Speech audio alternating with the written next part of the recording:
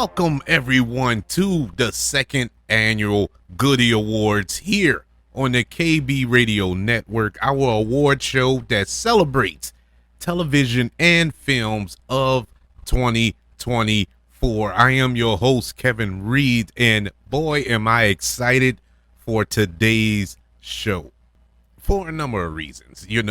Number one, this marks the end of another year. We made it to the end of 2024. I know a lot of people are happy to have made it to the end of 2024, being as though they probably went through some tough times, a little struggle here and there, and we made it through, or you made it through. That's awesome. Or you're excited about the prospects of 2025 and you can't wait to get to it, or you have some plans for the upcoming year that you are highly anticipating, and I understand that as well. But this year, 2024, has been such an up and down year, just like every year. This seems like the normal speech of every single year. We've had our ups, we had our downs, and it's the same thing. And for everybody, I don't care if you're rich, poor, white, black, it doesn't matter. We've all going through a little something throughout this year. But at least we've made it this far. Another day is another opportunity to do better from the last day. But that's neither here nor there. We're not here for the inspirational speech or daily affirmations. That's another show. Today we are excited and celebrating the second annual Goodie Awards. This is the award show that celebrates all of the films, well, not all, but the best of 2024, whether it's TV or film, and maybe the worst. We have a category today. We have 9 categories. I think I'm at 9 categories that we have for today's show, and I'm excited for this show because a lot of these categories were tough. I mean, head scratching to the core, to the point where I almost said, forget it. I'm not going to put myself through this torture this year. But the excitement of really narrowing it down, not only to the best, to pick just one, but it was hard to narrow it down into these categories. There was so much good quality to come out of 2024. There were also a lot of bad. That was easy. Actually, to be honest with you, our worst film of 2024, that was the hardest category, not to pick, but it was the hardest to kind of streamline it to a few. Because there were some horrible films, but we'll get to that. Our categories for this year's Goodie Awards goes as such. We have Best Animated Film, Biggest Story of the Year, Best TV Series of the Year, Breakout Star of the Year, Best Female Performance of the Year, Best Horror Film of the Year, Best Male Performance, Worst Movie of 2024, and the creme de la creme, Best Movie of the Year. I can't wait to get into these categories and talk about the winner. And just keep in mind, this is my list. The reason the Goodie Awards exist is because every year, everybody comes out with their top 10 lists of best and worst and all this here. And I wanted to do something different. I wanted to go against the grain. And so I decided to do the Goodie Awards. And I had so much fun doing it last year. I said, well, I'm going to make it a tradition. We're going to continue to do this until somebody tells me different. So as of right now, this is the format. And it is really, I like it this way because even though there's one winner per category, everybody nominated is truly worthy. They are that good whether it's the performances or the film itself, they were that good, or TV show. And I really enjoy that. And I like mixing TV and film, especially when it comes to the performance wise, because this isn't best female performance on television and best female performance on in movies. No, they're all together, and same thing with the male. They're all together, TV and film together, because uh to me it doesn't make sense to do it that way. I feel a good performance is a good performance, whether it's on the big screen or on the little screen. So that was fun as well. And so we're going to get into this show because it's a big show, and some of you are probably anticipating what my choices will be. And it's going to be some very controversial choices, I think, and some that you might agree with. And either way it go, I'm happy with it, and I respect everybody's opinion. Film is subjective. It's it's very subjective. I've seen some top 10 lists already for this year, and I was like, what? Some of them I was super confused by. And all I could think of, well, that's their list. That's the films that spoke to them. It didn't necessarily speak to me. And so, I can't get mad at it. That's your opinion. But here on the KB Radio Network, this is the nominees. So before we get into our categories, of course, just like every other award show, whether it's the Academy Awards or the Golden Globes or have you, they have an immemorial of all who were lost in the previous year. This year being 2024, and we lost some gems this year. I mean, some gut punches took place over the course of these 12 months. And I'm not going to go through every single person who passed away in 2024, because we'll be here until 2025, the third annual Goodie Awards. So it'll be the longest show ever. But I'm going to touch in on some of the most notable, and it's no disrespect to those who I don't name. Loss is tough, and I want to say this going into this. I know there's some people who's probably listening who lost loved ones in 2024. I want to tell you that my heart, my prayers all go out to you in your loss, and I pray that you can find a healthy way of comfort in your loss in your life. So I really am praying for all of you who lost loved ones in 2024 and earlier. It doesn't just relegate to those who lost somebody this year.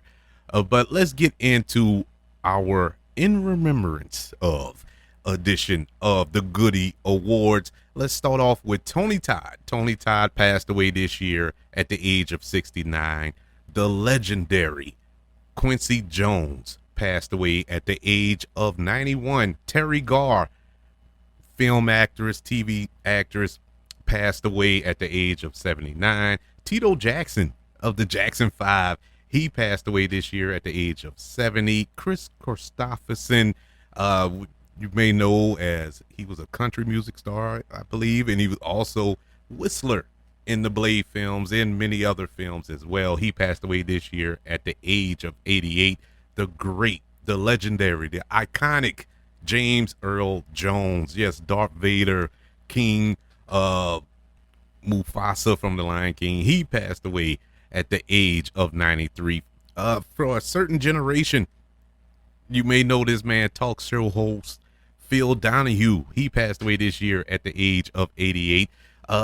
People of another generation, Bob Newhart. He passed away at the age of 94. Richard Simmons passed away this year at the age of 76. Sharon Doherty, who battled cancer for a number of years, succumbed this year at the age of 53. Donald Sutherland, he passed away this year at the age of 88 years old. The awesome Carl Weathers passed away this year at the age of 76. We also had a number of sports icons to pass away in 2024. OJ Simpson, uh, he's still a sports icon, even though he's OJ, but he passed away this year at the age of 76. Ricky Henderson passed away at the age of 65. Pete Rose passed away at the age of 83. Bill Walton passed away at the age of 71. The logo, Jerry West, he passed away this year at the age of 86 years old. And Willie Mays passed away this year at the age of 93 years of age.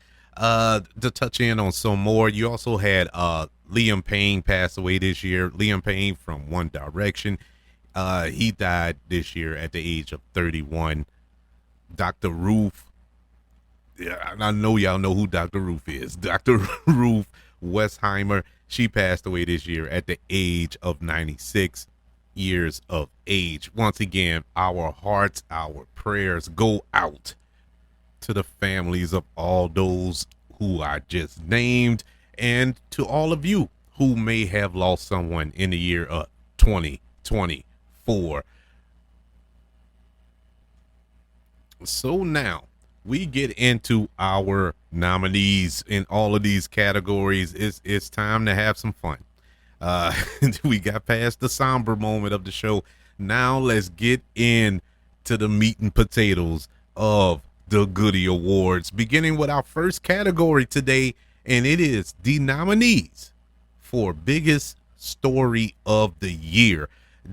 This category is taking 6 stories throughout 2024 that had everybody talking. It wasn't just one group here in the United. It wasn't just what the black folks were talking about, or what the white folks were talking about, or what the rich were talking about, or so on and so forth. This is what everybody was talking about in 2024. And I chose 6 stories that had everybody talking.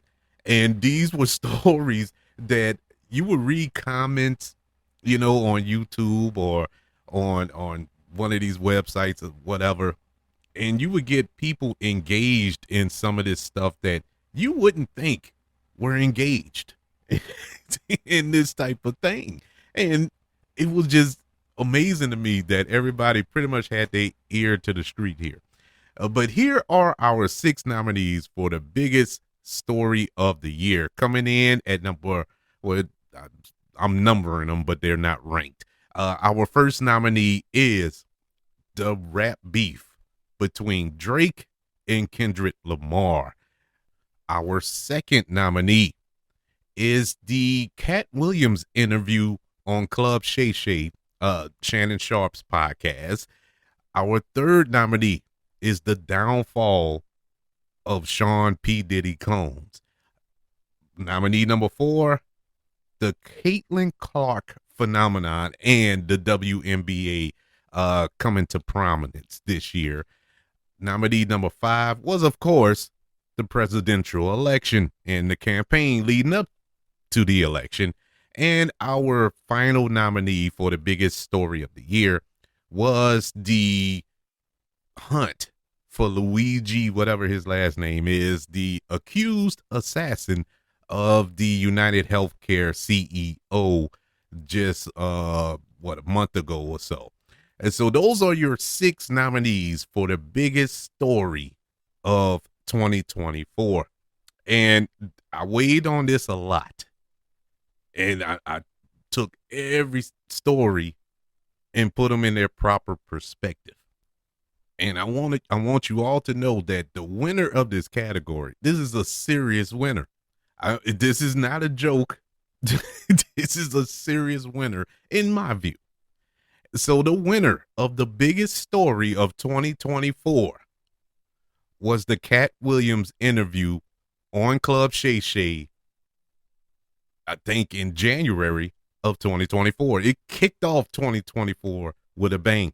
And the reason this wins, the reason Cat Williams is the winner of this category is because everything Cat Williams said in that interview came to fruition in 2024.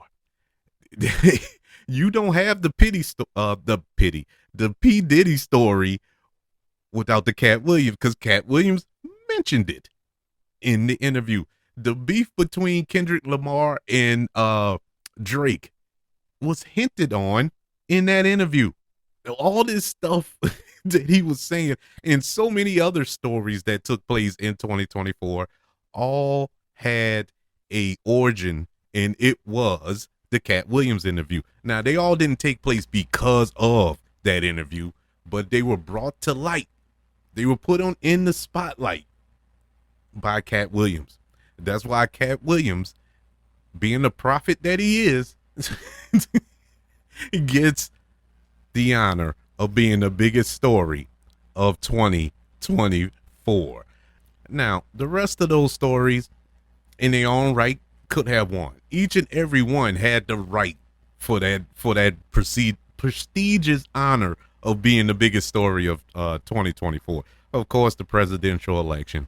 I mean, what else can you say about that election?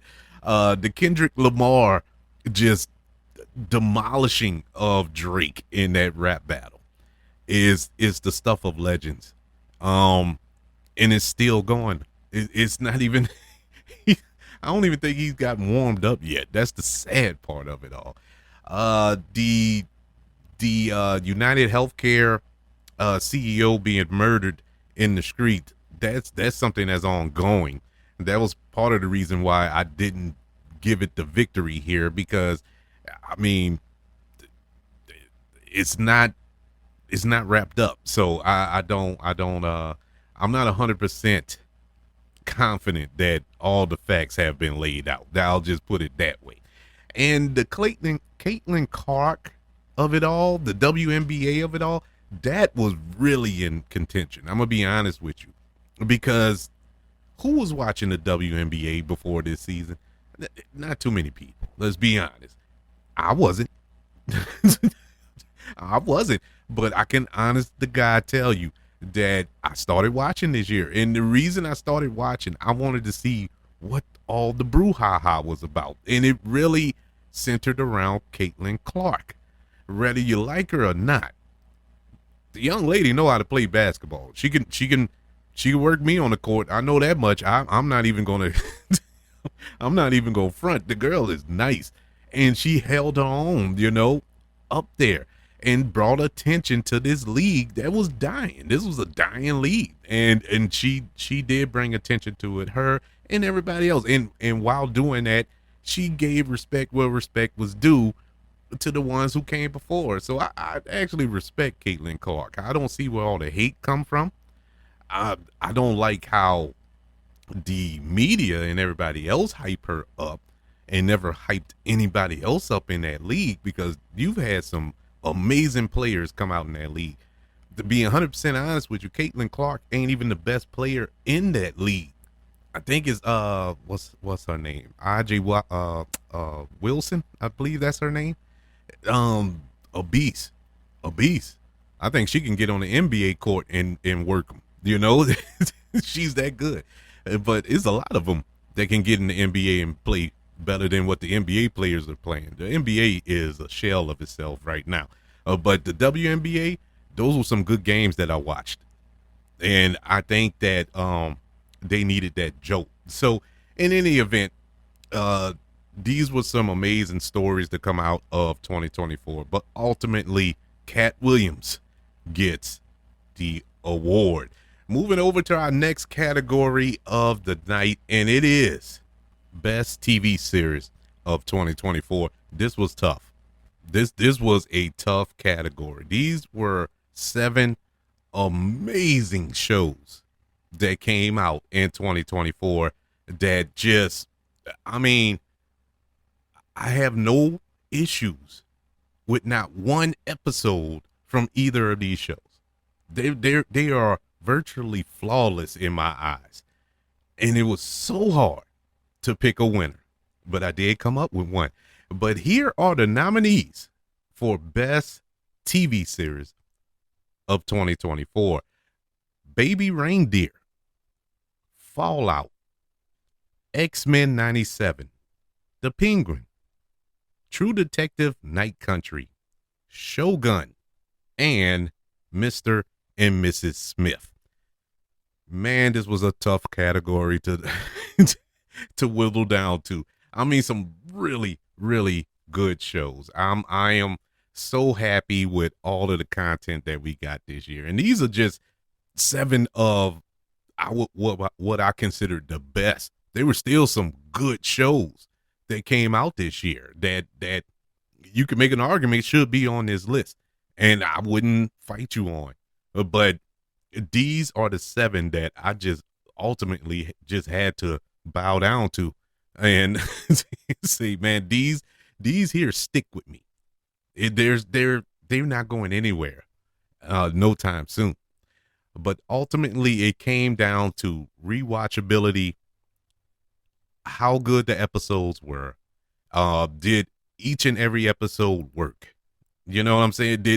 Were there any filler episodes within these seasons of this show that you was kind of like, well, they could have kept that episode or anything like that? No, it came down to first episode to the final episode, through and through, whether you binged it or had to wait week to week in some cases. How did you watch it, and were you excited to watch it? Did you enjoy the time? Were you at the edge of your seat? And it came down to one. There can be only one, as Highlander would say. And the winner for the best TV series of 2024 goes to The Penguin. It is phenomenal. A phenomenal show. Every single aspect of that show was pitch perfect. Everything. The acting, the writing, the directing, the cinematography, the way it tied in to the Batman movie, and it just felt like a continuation, which it was, but like flawlessly, and you're left wanting more. You was mad when the last episode ended, like, please give me more. And I just can't rave about that show enough. Excellent job by all the showrunners, by Colin Farrell, Christina Miliani. I mean, everybody involved in that show. They did an amazing job. The Penguin, best TV show of 2024. All the rest of these nominees, no reason to hang your head. Baby Reindeer was a phenomenon. It really shocked me how good that show was. It caught me off guard. Enjoyed it. Fallout, another show. Didn't think it was going to be as good as it was, but it truly was that good. I mean, a perfect mix of comedy and terror and horror and action, and it had it all. Really, really phenomenal show. X-Men 97, for the majority of this year, because this show came out in March, for a vast majority of 2024, this was the best show on television. I knew after this show wrapped up, or the season wrapped up, that this will win best TV show, but unfortunately, The Penguin came along. But X-Men 97, what a revival of this property. Once again, great job by everybody over there at Marvel and Disney Plus. True Detective Night Country, really good show. Yeah, it kind of sputtered at the end. That's the reason why I couldn't quite get it there to be the best, but it is worthy to be nominated. It is so good as far as the acting and the direction and keeping you on the edge of your seat, the mystery of it all. I mean, good show. I really do like True Detective through and through.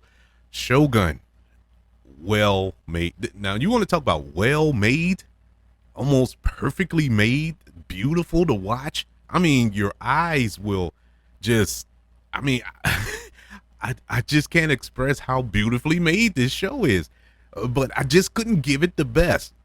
I almost gave it to it, honest to God. If I was really ranking them, this would probably come in second. Shogun was that good. It was so good. So good. It's a slow burn. I think that's probably was the well, at least that probably was the deciding factor onto why it didn't quite get there, but it's worth the burn. It's that good of a show. And Mr. and Mrs. Smith was also another show that caught me by surprise. Donald Glover starring in this show, I thought was really good. Once again, a perfect mix of action and comedy and romance and it had it all. It had everything you can ask for out of a TV show, and it exceeded the movie. I think it was 10 times better than the Brad Pitt Angelina Jolie film. I loved it. I actually did. I loved the show. But ultimately, the winner of Best TV Show of 2024, The Penguin. And so we move on to our next category of the evening, and it is the nominees for Breakout Star of the Year. This category is not really a winner or loser category. These are just 4 performers that you have to look out for in the future. These are 4 of the future stars in Hollywood, in my humble opinion, due to what we saw this year regarding their performances. I really, like I said, there are no in the winner is for this category because all 4 of these actors and actress are winners in my book. The winners of Breakout Stars of 2024, we have Aaron Pierre, who broke out this year. He starred in Rebel Ridge, a really good Netflix film. He was also the voice of Mufasa in Mufasa. And he was announced as Jon Stewart in the Green Lantern TV show this year. So he had a huge year, and I'm expecting a lot from him. I'm happy to see him really turn this corner here. I remember seeing him in that movie Old, M. Night Shyamalan film, and he was a big dude. I mean, huge. He big. He's still big dude. And I'm like, man, and he was good in that movie. The movie was, but he was good in that movie. And I was like, wow, bro, I haven't seen him in nothing. And finally, we got to see him this year in a major way. Looking forward to the rest of his career. Looking forward to seeing him as Jon Stewart. That's going to be something special. But he was a breakout star of 2024. Also, Renzi Feliz from The Penguin. I watched him on, oh my God, why am I blanking on the show? It was a Marvel, The Runaways. He was on The Runaways, that little Marvel show. I think it was on Hulu or something. He was pretty good in that. He was younger, of course, and he popped up on The Penguin, and man, almost stole the show. Really, he was that good on the show, and I'm encouraged to see what's next for this young man. He can really turn some heads in Hollywood, depending on if he gets the right material and got the right team behind him. I think he can be one of those big up and coming young actors in Hollywood, and I'm excited to see what's next from that young man as well. Our next winner of Breakout Star of the Year is Kaylee Spangley, who was in 2 big films this year. She was in Civil War and in Alien Romulus. Both films she did a phenomenal job, and boy am I looking forward to seeing more of her. She, especially in Alien Romulus, and you're walking in the shoes of the great Sigourney Weaver. You know what I'm saying, in this franchise, and you have to hold your own, and you have to find a way to make it your own, and she did in that film, starring alongside of Kirsten Dunst in Civil War. I think she held her own there. She held her own and stole the movie there as well. I mean, she was phenomenal, and I really love her performance in both of these films that came out in 2024. So there's not a doubt that she is a breakout star of this year. And her co-star is the final breakout star of 2024, and that is David Johnson, who she co-starred with in Alien Romulus. That dude blew me away in that movie. And I had no idea who he was, hadn't seen him in nothing else. Boy, was he good in that movie. Oh my God. I'm getting chills now thinking about it. I mean, this dude was phenomenal in this role in a little throwaway Alien sequel. But he killed it. He really did an awesome job. One of the best performances to come out of an Alien film ever in my opinion. But I digress. Those are your winners as the breakout stars of 2024. Now we get to a category, back to the categories that we only going to have one winner. And let's start with ladies first, the best female performance. And we have a wide range of performances here. None of these performances are alike. There are no carbon copies in this category, and I love it. The nominees for Best Female Performance of 2024: Ariana Grande from Wicked Part 1, Cynthia Erivo from Wicked Part 1, Naomi Scott from Smile 2, Kristen Miliani from The Penguin, Deirdre O'Connell from The Penguin, Kathy O'Brien from Love Lies Bleeding, and Demi Moore from The Substance. These were hands down the 7 best female performances of 2024. I am shocked by the Ariana Grande one. I had to start off. She was the first name I put on this list. She was the first one to come to mind in this category because I was so impressed with her performance in Wicked Part 1. Not to mention I was so impressed with that movie overall because I wasn't expecting nothing. But her performance was amazing. You know, her and Cynthia Erivo together was even more amazing. You have some horror here with Naomi Scott in Smile 2 and Demi Moore from The Substance. Naomi Scott in this final girl little role that she's in this scream queen role that she's in, having to hold this film together by herself, basically. Yes, she has co-stars in it, but her performance was so terrifying. And not because she's the villain, but the way she's being terrorized throughout this film.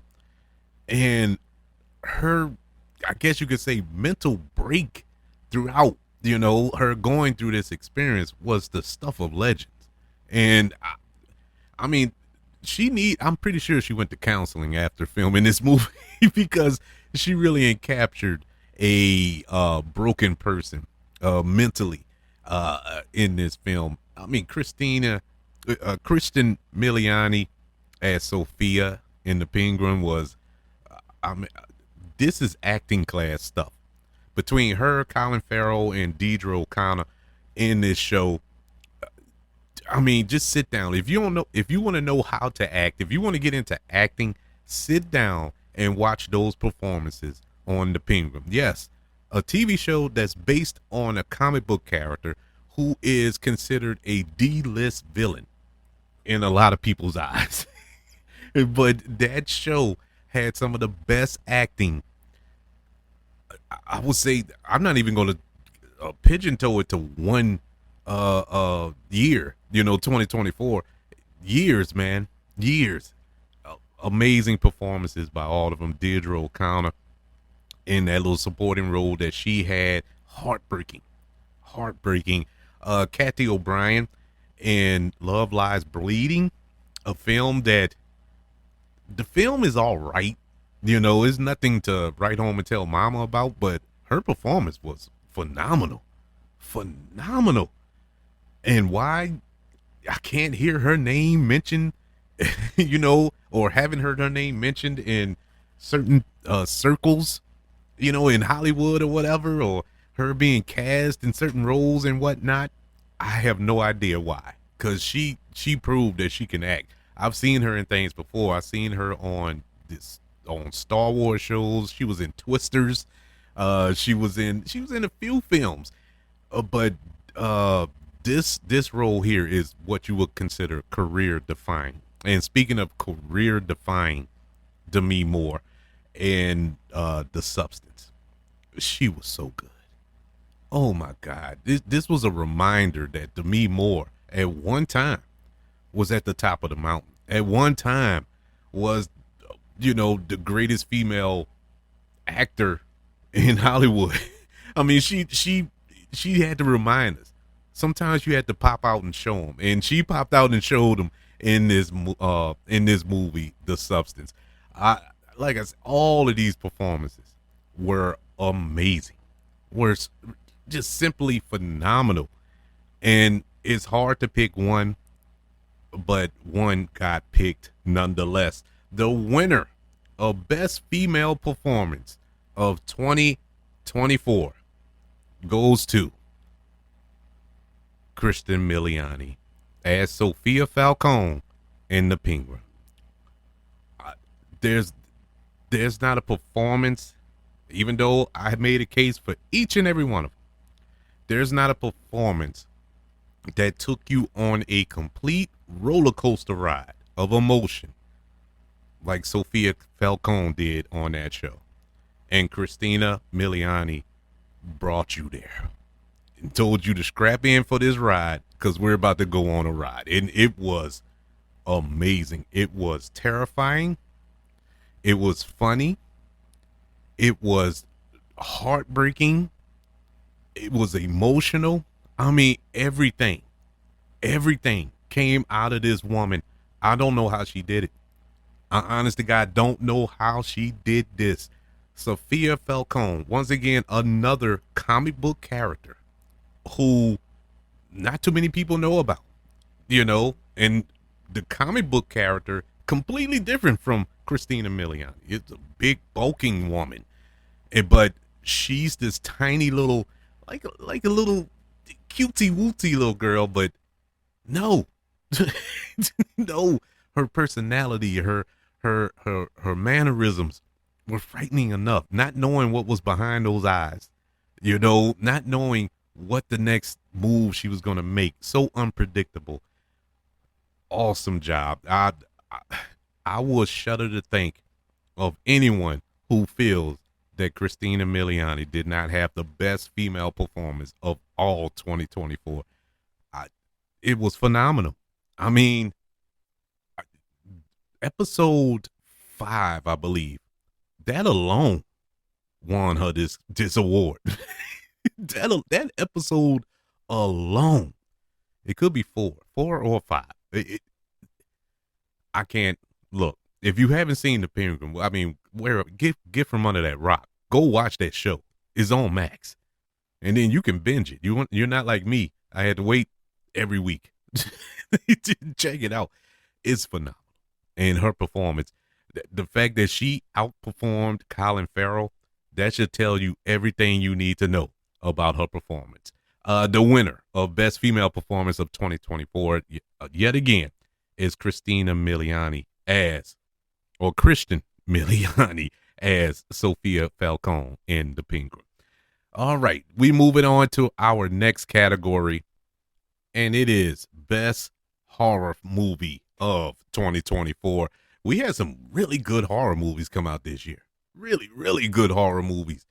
I mean, this was probably one of the best years of horror I've seen in a long time. Honestly, completely shocked. We had 6 films in this category, and it could have easily been 8. But I went ahead and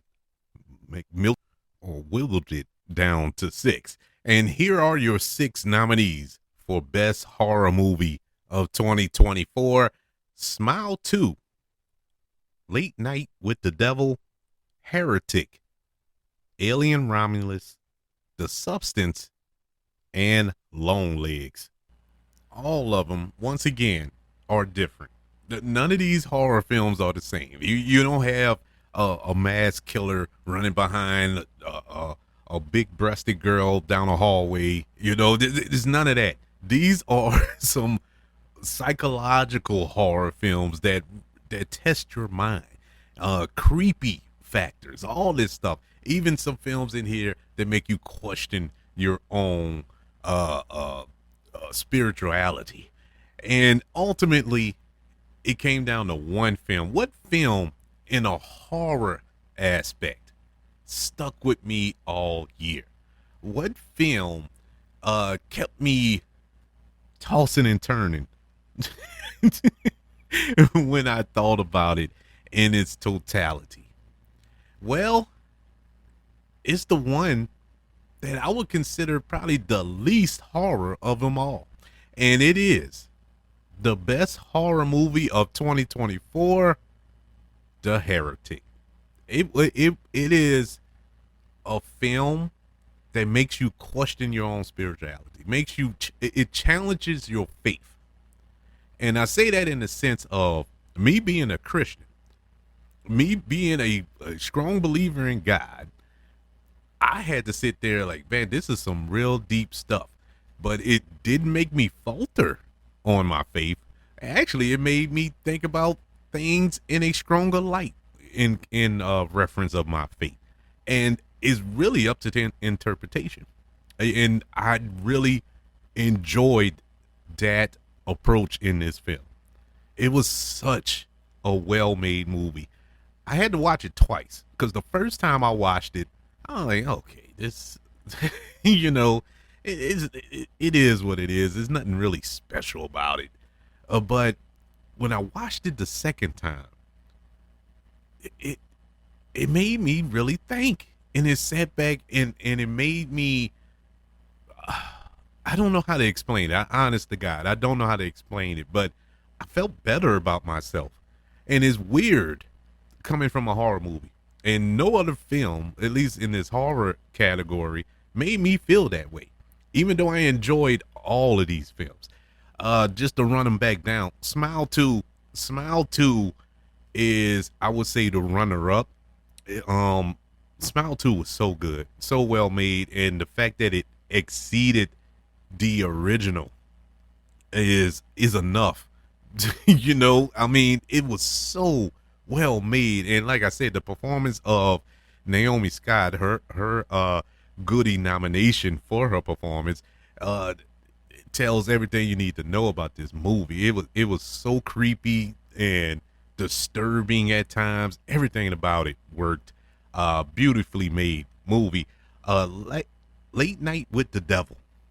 Late Night with the Devil, I watched around Halloween, and I was curious about this movie. I was resisting watching the movie because it just looked like one of those silly horror movies that I could probably catch and screaming or something like that. But I ended up checking it out, and I regretted waiting so long to watch it. It was so good. Something so simple. It wasn't a big budget, just demons crawling out of hell and all this other stuff. It wasn't none of that. It was so much more under the surface, and it disturbed me. It's another one that disturbed me, and it was so good. And I hope it gets more flowers than what I'm giving it today, because it deserves more than what I'm not beginning to do it justice today. Alien Romulus was another film that I thought was going to be a little throwaway alien movie. I'm like, okay, they got lucky. They being Disney and 20th Century Studios, they got lucky with Prey. That Predator film from last year or a couple of years ago, and they're gonna try it again with the Alien franchise. I'm like, okay, we done beat this to death. It's time to let those xenomorphs die. But this film made me long for more Alien films. This felt like a true throwback to what we used to get back in the day, back in my day, youngsters, you know, with the first Alien and the second Aliens. And coincidentally, Alien Romulus falls right in between the two of them timelines wise. And I enjoyed it so much. I watched this movie 4 times since I went to the theater. It was that good. And it's virtually flawless in a lot of ways. You know, you can pick apart some things if you want to nitpick, but I'm not in the mood for it. I thought it was excellently made. The Substance is another film that I had to watch twice. You know, the first time I was like, okay, that's different. You know, that's an interesting choice that they made here. But I I enjoyed the performances so much from Demi Moore and Margaret Qualley. I I I can't deny that this movie has a lot of substance to it. No pun intended. It's just so good. It is so good, and the messaging behind it, it isn't hidden. You know, it's right there in front of you. I guess that's where a lot of people kind of were thrown off by it because it's no, you know, cerebral muscles being flexed here. But hey, I appreciated it. You know, the dumb part of me, which is a vast majority of me, I appreciate it because I didn't have to think so much. But it was so good to watch the performances, and if you're into that body horror, that David Cronenberg type stuff, this is for you. It's disgusting. I mean, disgusting. And Long Legs. Long Legs was another one.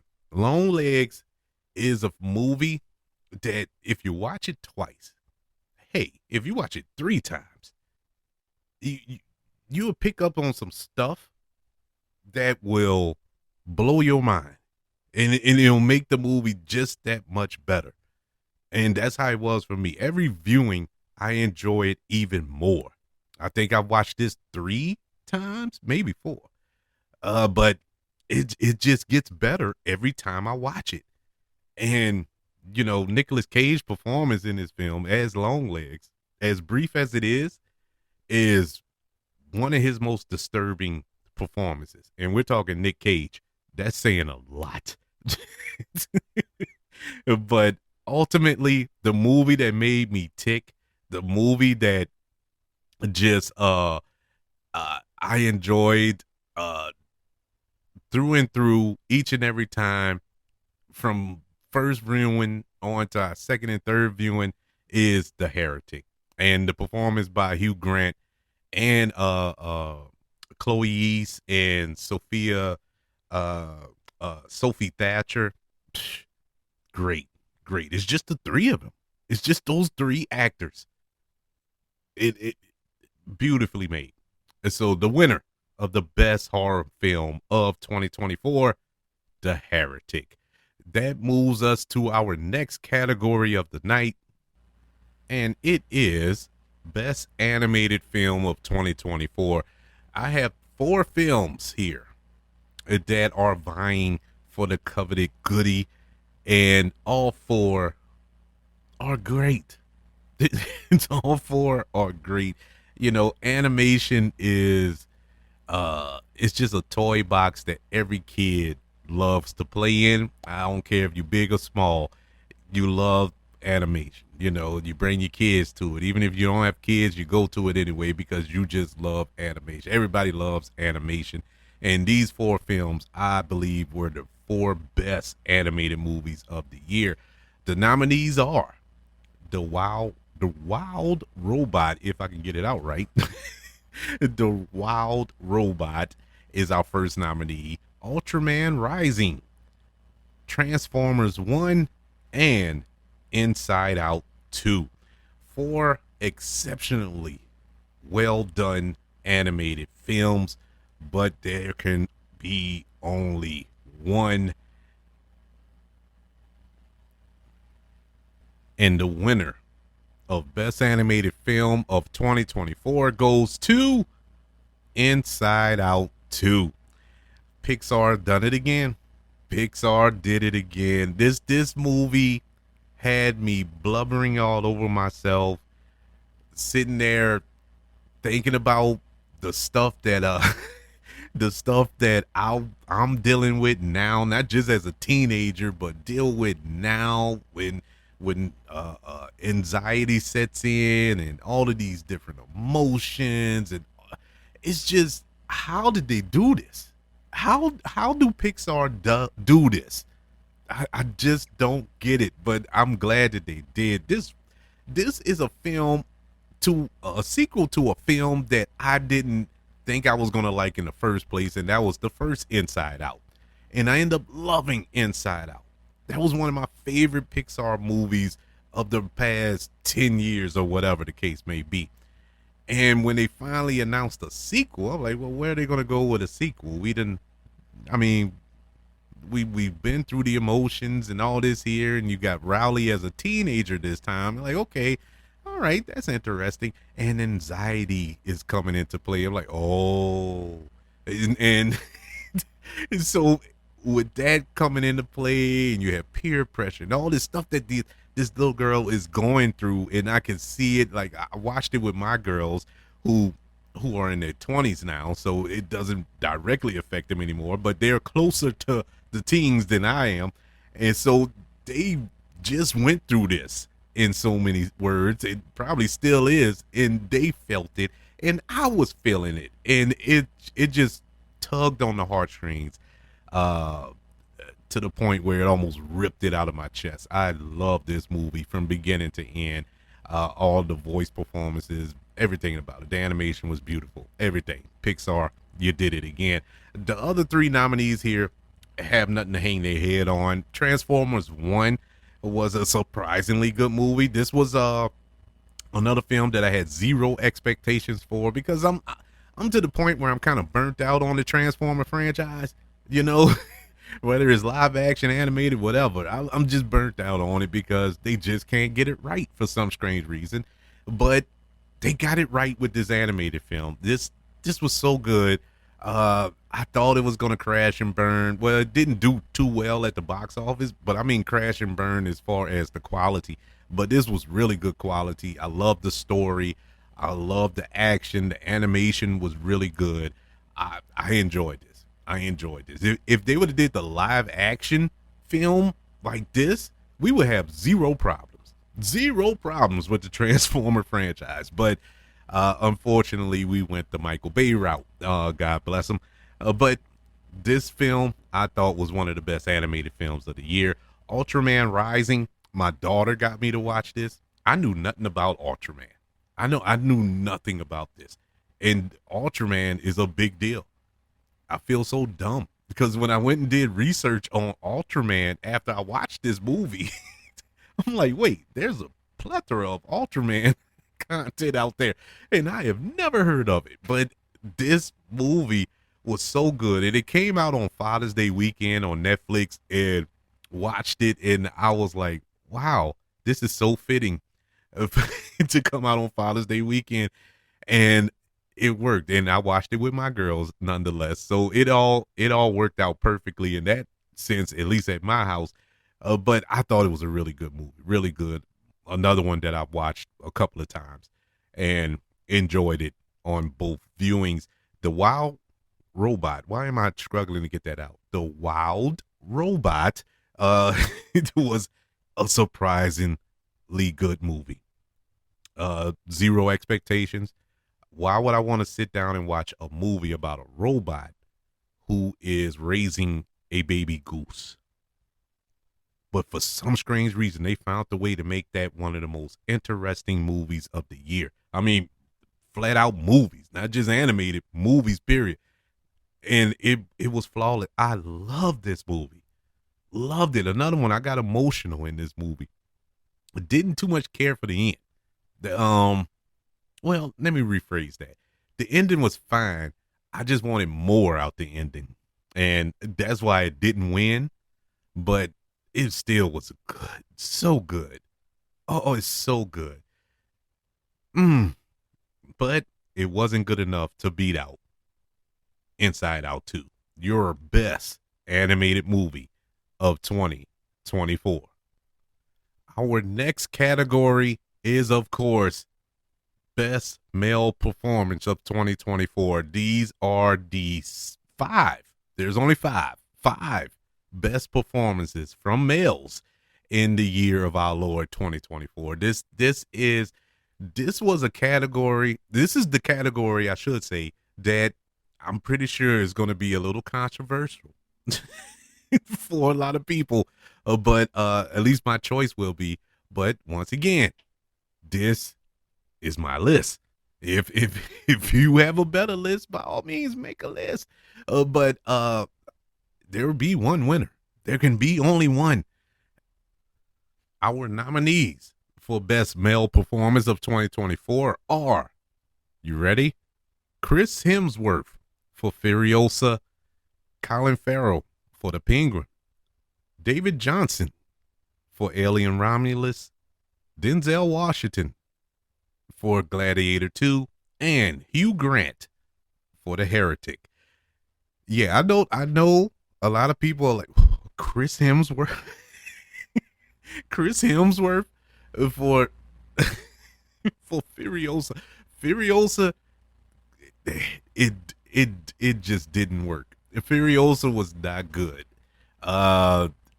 It's alright. It's average on a good day, but the movie just did not get there. In comparisons to the past Mad Max films. But Chris Hemsworth's performance in this movie was so good. He stole the movie for one. He's basically the star of this movie, and I felt it was kind of ironic that Chris Hemsworth stole a Furiosa movie, just like Charlize Theron stole a Mad Max movie. It was like tit for tat, but they stole each other movie, even though they weren't in the. But you get where I'm coming. But anywho's, I loved his performance in this movie. I loved it.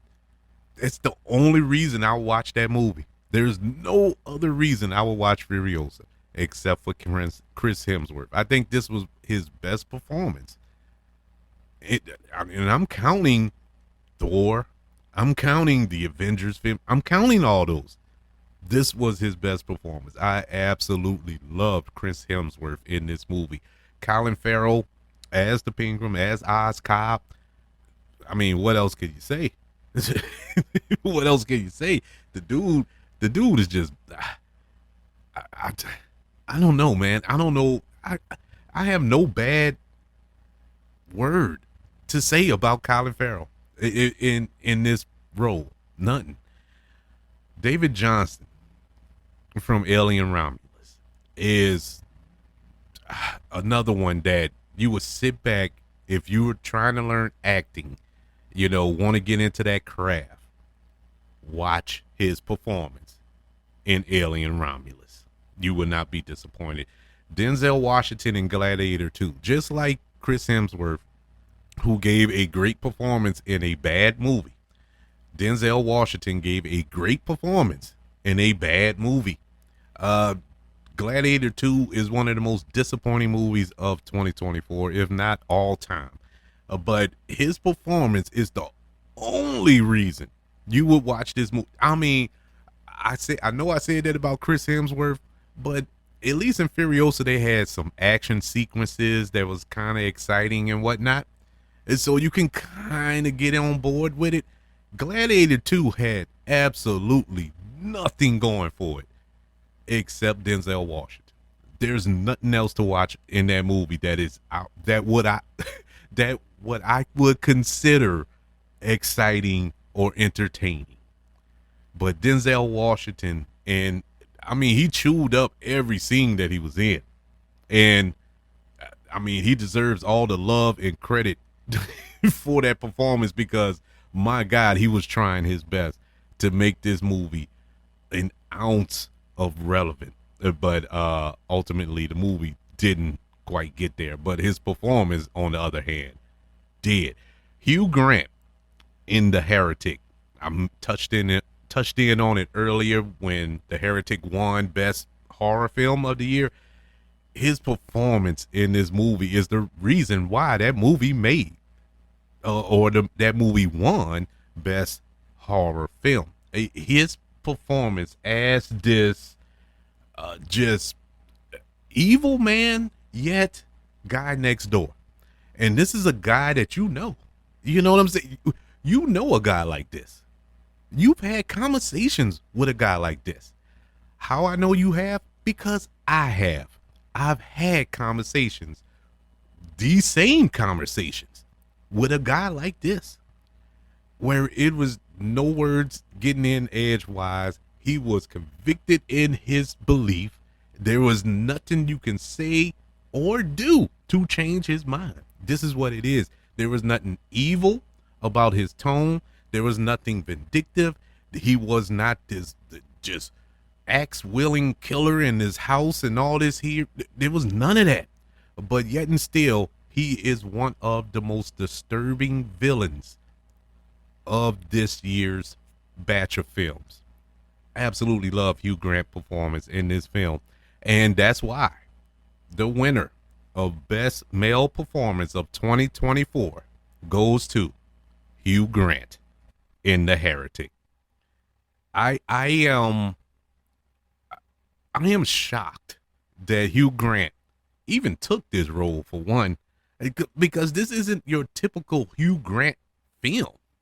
A horror film, this little just disturbing. Now I've seen him in villainous roles, but it was more of jokey type villains, you know, like Dungeons and Dragons. He was the villain in that, but it was more of a comical relief type deal, and that's his bag. But there was nothing funny about his performance here. There was nothing comical about his performance. It was so disturbing, yet so intelligent. It's scary. It was frightening because it's so real. And Hugh Grant delivered just an amazing performance here. Best Male Performance of 2024, Hugh Grant for The Heretic. Well, everyone, this is probably a lot of people's favorite category that we're about to go over, even though there's nothing good about this category. But a lot of people on the edge of their seats for the nominees for Worst Movie of 2024. This is the year's 7 worst films. And honestly, there were more than this. This was a tough category because I only wanted to keep 7 movies. But when I made the list, I got up to 15. And I had to make myself stop there. I'm pretty sure there was more that that I've seen. Like there are no Tyler Perry movies on here, but God knows all of them deserve to be in this category.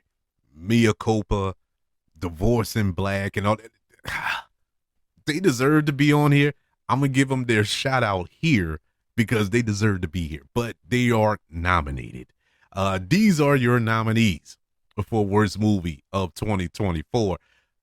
Craven the Hunter, Trigger Warning, Madam Web, The Crow, Borderlands, Argyle, and Megalopolis. Those are your 7 worst movies of 2024. Unfortunately, there's only one that I would consider the worst movie to come out this year. And this was easy. this was simple. All the nominees and stuff, that's a mere formality. I knew from the moment I sat down in the theater that this was the worst movie of the year. I knew when I walked out the theater, there is nothing else that compares to this monstrosity. There's nothing that can top this. Now, they had something that come close, but it didn't quite get there. But at the end of the day, or the end of the year, we should say, the worst movie of 2024 goes to Madam Web.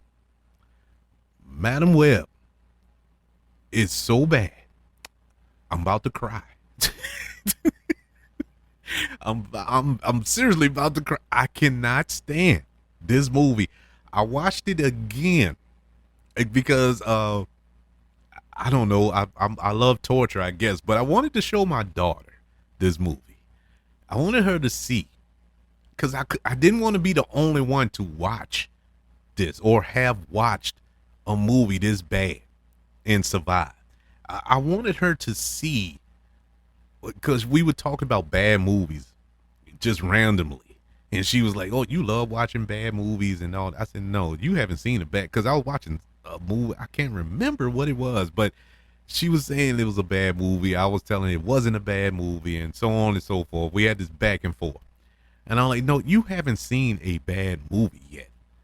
I said, "Have you seen Madam Web?" No, I have not seen Madam Web. Well, you're in luck. I got 2 hours to burn. I guess I brought it on myself. And so I decided to watch it again with her. And of course, she agreed. There is no excuse to why this movie was made. There is no reason this movie should exist, period. Number one, it's based on a comic book character, and this movie has nothing to do with that comic book character. Other than the power set that she develops and all this other stuff that's going on in the movie, it's just a convoluted mess. This movie's so bad. The villain in this movie is dubbed over, and he's dubbed over so bad. I mean, it's like this is like bad filmmaking 101. There is no way that Sony sat back and said, "Ooh, we're gonna make close to $1 billion with this movie." How did they see this movie and voluntarily released it in theaters and thought they were gonna make money? I have no idea. There's no. I was about to say the action is bad, but what action? There's no action in the comic book movie. The acting is so bad. You know how bad this movie is? The best actor in this movie who gave the best performance was Mike Epps, and he was in it for 5 minutes. Mike Epps. Let that sink in. Think about it. This movie was horrible. But it wasn't the only horrible movie of the year. Trigger warning. Trigger warning is a trigger warning. Trigger warning will make you throw something at your TV while you're watching it. Like, what is this? Who made this? This is so bad. Craven the Hunter, it came close to beating out Madam Web. This is a movie, when I walked out the theater, I was like, okay, it's not good, but it's not as bad as people say it is. But every step I took closer to my car as I walked away from the theater, I got angrier and angrier and angrier. And by the time I started up my truck, this movie is so bad. I mean, because everything just kept coming to me like, what is this? The only redeeming quality of this movie, why it didn't win worst movie, is because Aaron Taylor Johnson knew he was in a bad movie, but he tried. He, honest to God, tried to make something out of nothing, but it wasn't enough. The Crow, I couldn't tell you. I forgot that movie. That's how bad it is. I know pieces, and I've watched it twice.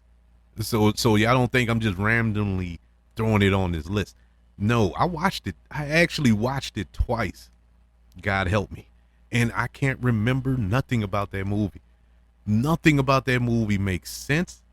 Nothing about that movie is exciting. There's no action. There's no the romance. This is supposed to be a romance, and there's no chemistry between the two romantic leads. Horrible. Borderlands. Borderlands is so bad. It took them, 5 years for them to release it? And because they knew it was bad. They went to reshoots and reshoots and reshoots, and they still couldn't make it work. So they just said, forget it. We're just going to throw it out there. And they threw it out there, and it dropped to the ground and broke into a million pieces. Argyle was a film that I really had high hopes for earlier this year.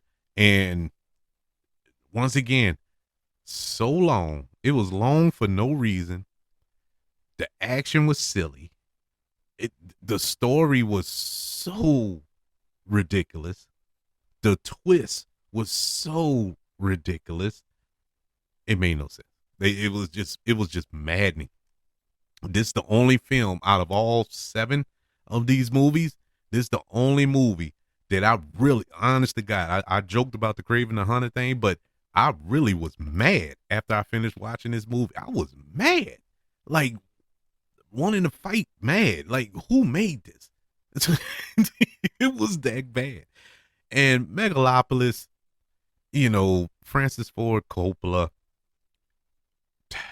It's hard to believe that the man that gave us The Godfather, Apocalypse Now, Bram Stoker's Dracula, would give us something like this. It's amazing, man. I didn't think it was possible, but hey, he did it. He pulled it off. Horrible movie. But ultimately, there's one that's worse than them all, and that is Madam Web, the winner, or should I say, the loser. Worst movie of 2024. All right, ladies and gentlemen, we have reached our final category of the night of the year, and it's the big daddy of them all. These are your nominees for Best Movie of 2024, Best Movie of the Year. This was a good year in film, I believe. Yeah, we just went through a category where we listed some of the worst, and there's even more of them, but there are more pros than cons in 2024. I can assure you. And these are 7 of what I would consider the best movies of 2024. 7 who can easily have a argument for being the best, and I wouldn't fight you on it. I wouldn't fight you on any of these. I mean, I understand for any one of these, you can make a fair case for, and we can all drink and be merry.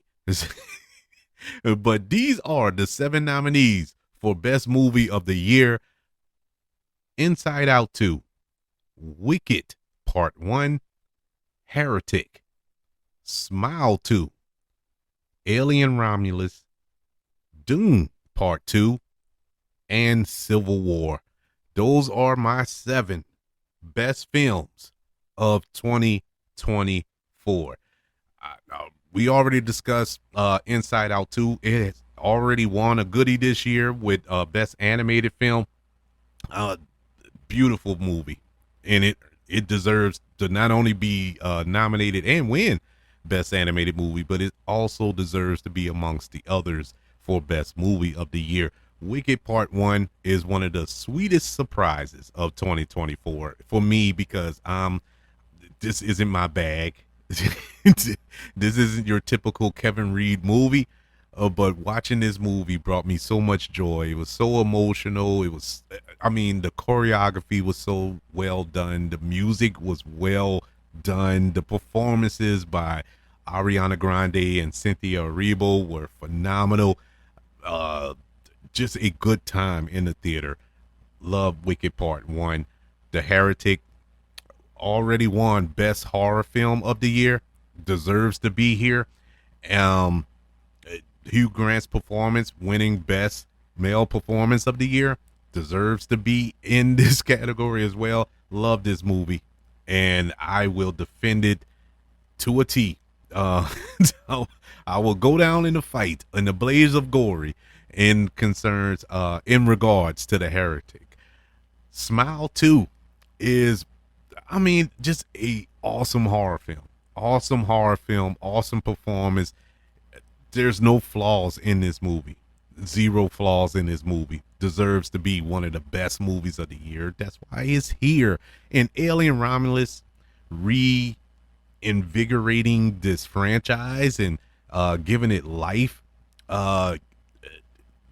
in a way that it became something new, something, it was something different in this franchise, yet we got a taste of the old nostalgic alien films, and uh it was just a perfect mix, of horror, of science fiction. I have zero complaints about that film. Doom Part 2, Part 1 kind of made me mad. I think I was mad at Doom Part 1 because I didn't know going in that it was a Part 1. I thought we were getting a complete movie watching that movie, but it was split up into and later on when it was on Max and I watched it, and going in knowing that is a two-parter, you get a different perspective and you can enjoy it more. And going into this knowing that it is the second half of a quote unquote masterpiece, I would say, made this a little better. I enjoyed Doom Part 2. If for anything else, if not for anything else, the cinematography. This is the best If I was doing a cinematography category, the winner would be Greg Foster for Doom Part 2. You really thought, at least I did, and keep in mind, I'm not the sharpest knife in the drawer, but you can really feel or imagine that this cast, this crew, went to a distant planet and filmed this movie. It feels like a different planet. It don't feel like, oh, they shot this in Arizona somewhere. No, it feels like a different world. And man, the acting was great. The score, the direction, everything worked.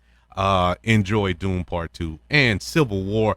Civil War is your typical Oscar bait movie, I guess you could say, but it really is a good movie. And if you really sit down and really pay attention to the story they telling, now, is it a actual quote unquote civil war going on? There is, but you don't see it. This movie really tells the story of the journalism and the photojournalists and stuff like that, which is a big thing for me because I love that aspect of journalism, and to showcase those people who go out there who are basically on the front lines to tell the story through pictures and video and stuff like that is harrowing and haunting and scary, and is tension filled for these people. It's very, very well made by Alex Garland. But as always, as I said multiple times throughout this episode, there can be only one. And so the best movie of 2024, the goodie, goes to Alien Romulus. Best movie of the year. I ultimately it came down to a couple of elements. Rewatchability, which I've seen Alien Romulus multiple times since the theater, and enjoyed them. I enjoyed it every single time. Normally you'll watch a movie and you watch it a couple of times and it starts to wear down on you. There's anything in life. You start doing the same thing over and over, you start getting bored with it. I have yet to get bored with that movie. There's not a part of that movie that I did not like. There's not a scene in that movie where I felt they could have kept it. Now, I will acknowledge one flaw about the movie, and that was the visual effects on the android that is meant to resemble Ian Holm, who passed away a couple of years ago, so he couldn't reprise the role from the original Alien. But I didn't like the visual effects there, and I think a lot of people have poo-pooed on that. But did it, ruin the movie? Nope. Did it did it make me want to turn the TV off because of that? Nope. I enjoyed this movie. Every performance hit. I mean, every performance worked. The screenplay worked. The action sequences worked. The horror elements worked. The emotional beats worked. When the relationship between Rain and the android played by David Johnson, that brother sister relationship that they had, even though he's an android, what it was earned. And when that turn happens, it's earned. And when it turns back, it's earned. And it feels amazing to watch. It is beautiful to watch that. Freddie Alvarez, the director of this film, phenomenal job. Uh, I mean, honestly, I can't. I have no qualms with this decision. I have no qualms at all. All the other six movies here are phenomenal. All deserve their place as one of the best movies of the year. But it can come down to one, and in my humble opinion, that one is Alien Romulus, the winner of the Goodie for best movie of the year. So that is our second annual Goodie Awards. I would like to know, ladies and gentlemen, of all these categories, what was your pick for the best or even the worst of the year? Or is it a different film? Man, I'd love to know your picks for this year in 2024. Maybe it's a movie I missed. Maybe it's a movie I didn't see. I know a lot of people going to ask, like, where's Deadpool and Wolverine? I love Deadpool and Wolverine, but it didn't fit. It didn't quite get there. There are a lot of movies that I really did love and enjoy that just didn't get there. But they are awesome in their own right. But it all came down to these. They wouldn't have beat Alien Romulus anyway. So, nah. But I would love to know your choices. Email the show, kbradiopodcast@gmail.com. You can also search for this show on all social media platforms. Just search for the KB Radio Network. Everybody, don't forget about YouTube. Subscribe and like this video. Pretty, please. Also, don't forget about the 5 stars, the reviews, and sharing this show if you're listening on Apple Podcasts, Spotify, iHeartRadio, wherever you are currently listening to the Goodie Awards here on the KB Radio Network. Everybody, thank you so much for joining me for this second annual Goodie Awards. And since this is the end of the year, I just want to reiterate, and I know this sounds cheesy. I know this is may come off as pandering to everybody, but I truly do mean this from the bottom of my heart. Thank you. You get the Goodie Award for the best audience of this show. I really do appreciate all of you for your continued support, for listening to the show. I mean, this is phenomenal. You know, every time I feel like giving up on this show, the support rises. That is like, nah, don't stop. It's like y'all telling me, nah, don't stop.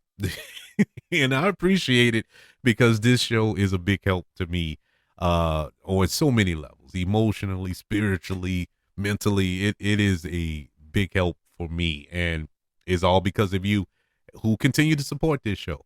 So I thank you so much for us getting through another year. 2025, God spare, will be even bigger and better than 2024. I hope and pray that everything comes y'all way. You know, that y'all are more prosperous in 2025 than you were this year. That you get everything you want, and, well, more importantly, everything you need, and some of the things you want. Let's put it that way. But thank you for your constant support here on the KB Radio Network. As always, we have a lot of content here on the show. We have the Dome Patrol for all of you Saints fans. We have the Dome Patrol podcast. We have the concession stand where you can go back and listen to all of my reviews of all of these films.